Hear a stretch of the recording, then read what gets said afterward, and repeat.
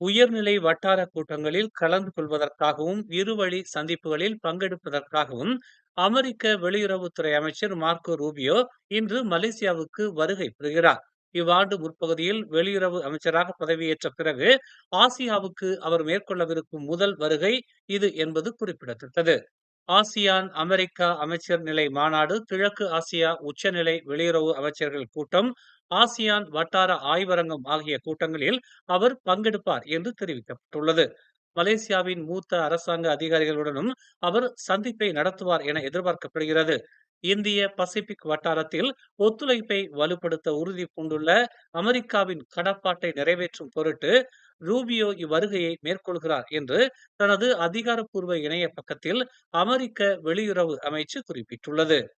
மேலும் செய்திகளை தெரிந்து கொள்ள தமிழ் மலர் நாளிதழை பாருங்கள். உடனுக்குடன் செய்திகளை தெரிந்து கொள்ள தமிழ் மலர் இணையதளம், தமிழ் மலர் செயலி மற்றும் மலர் டிவி யூடியூப் சேனலை வலம் வாருங்கள். எங்களோடு இணைந்திருக்க மலர் டிவியை பதிவு செய்து கொள்ளுங்கள். உறவுகள் மகிழ்ந்திட விருப்பம் மற்றும் பகிர்வு சேவையை சொடுக்கிடுங்கள்.